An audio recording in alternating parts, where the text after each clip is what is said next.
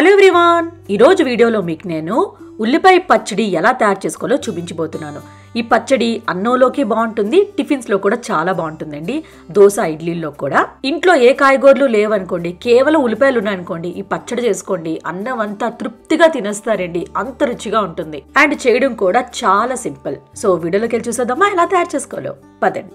ముందుగా ఒక కడాయి తీసుకొని అందులోని ఒక 2 టేబుల్ స్పూన్ ఆయిల్ వేసుకోవాలి.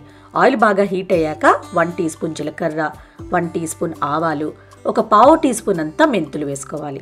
తర్వాత ఒక 10 నుంచి 12 ఎండుమిరపకాయలు వేసుకోవాలి.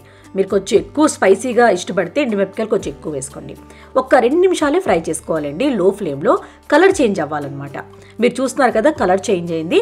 ఇలా కలర్ చేంజ్ అయిన వెంటనే ఇదంతా తీసుకొని ఒక ప్లేట్లో వేసేసుకొని చల్లగైన వరకు పక్కన పెట్టుకోండి. ఇప్పుడు అదే ఆయిల్లో, సపోజ్ ఆయిల్ మీకు తక్కువ అనిపిస్తే మీరు ఇంకొక 1 టీ స్పూన్ ఆయిల్ యాడ్ చేసుకోండి. ఇప్పుడు ఉల్లిపాయలు యాడ్ చేసుకోవాలి. నేను ఇక్కడ పెద్ద సైజు ఉల్లిపాయలు 3 యూస్ చేశాను. పెద్ద పెద్ద ముక్కలుగానే కట్ చేసుకోండి, ఎందుకంటే మనం పేస్టే చేస్తాం కాబట్టి. సో ఉల్లిపాయలు వేసాక ఒక 2-3 నిమిషాల పాటు ఫ్రై చేసుకోండి. కొంచెం మెత్తబడాలన్నమాట ఉల్లిపాయలు. సో అలా ఫ్రై చేసిన తర్వాత ఒక 1 టీ స్పూన్ ఉప్పు వేసుకోండి. ఉప్పు చెక్ చేసుకోండి, మీ టేస్ట్ ప్రకారంగా మీరు ఉప్పు వేసుకోవచ్చు. అండ్ ఈ ఉల్లిపాయలు కొంచెం మెత్తబడిన తర్వాతే మీరు టమాటాలు యాడ్ చేసుకోవాలి. టమాటాలు ఒక 2 మీడియం సైజు వేసుకోవాలి.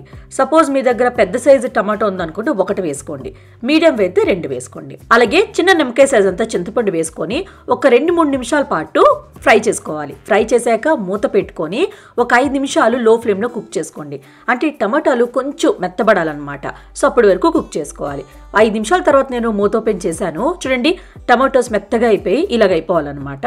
సో ఇప్పుడు స్టవ్ ఆఫ్ చేసుకొని ఇది చల్లగైన వరకు పక్కన పెట్టేసుకోవాలి. అండ్ ఎండుమిరపకాయలు చల్లగైపోయాయి కదా, మిక్సీ జార్లో వేసుకొని మిక్సీ చేసేసుకోవాలి. ముందు ఇది మిక్సీ చేసిన తర్వాతే మనం ఉల్లిపాయలు వేసి మిక్సీ చేసుకోవాలి. సో ఇలా అనమాట. సో ఇప్పుడు ఉల్లిపాయలు యాడ్ చేసుకోవాలి. కొంచెం చల్లగైతే సరిపోతుందండి, పూర్తిగా చల్లగాల్సిన అవసరం ఏం లేదనమాట. సో ఉల్లిపాయలు వేసుకొని కచ్చాపచ్చాగానే మిక్సీ చేసుకోండి, మరీ మెత్తగా పేస్ట్ లా కాకుండా అలా చేసుకుంటే సరిపోతుంది అనమాట.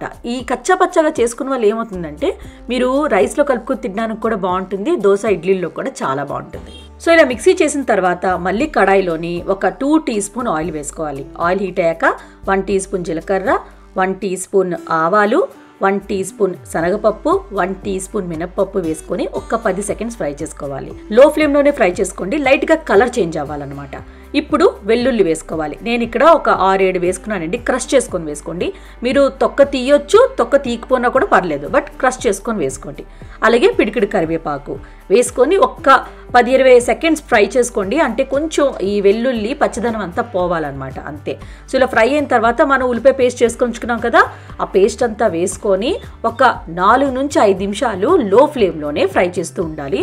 సో ఇలా ఫ్రై చేసిన వాళ్ళు ఏమవుతుందంటే మంచి కలర్ వస్తుందండి పచ్చడికి, అండ్ నిల్వ కూడా ఉంటుంది. మీరు హ్యాపీగా 1 వీక్ వరకు ఫ్రిడ్జ్లో స్టోర్ చేసుకోవచ్చండి.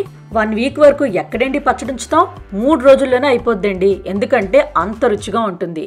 అండ్ ఇది 2 in 1 పచ్చడి కదండి, రైస్లోని కలుపుకొని తినొచ్చు, ఇడ్లీ దోశల్లో కూడా నంచుకొని తినొచ్చు. నాకైతే రైస్లోకి ఎంత నచ్చుతుందో అంతే నాకు దోశల్లో కూడా ఇష్టమండి. సో మీరు కూడా ఒకసారి ఈ పచ్చడి ట్రై చేసి మీకు ఇడ్లీ, దోశ యా రైస్లో ఎందులో మీకు నచ్చుతుందో నాకు కమెంట్ చేసి చెప్పండి. సో ట్రై చేస్తారు కదా, ట్రై చేశాక నచ్చిందో లేదో కమెంట్ బాక్స్లో కమెంట్ చేయండి. అలానే లైక్ చేయండి, షేర్ చేయండి. ప్లీజ్ కృతికా వంటలు ఛానల్కి సబ్స్క్రైబ్ చేయడం మాత్రం మర్చిపోకండి. మనం నెక్స్ట్ వీడియోలో మీట్ అవుదాం ఇంకొక మంచి రెసిపీతో. Bye bye.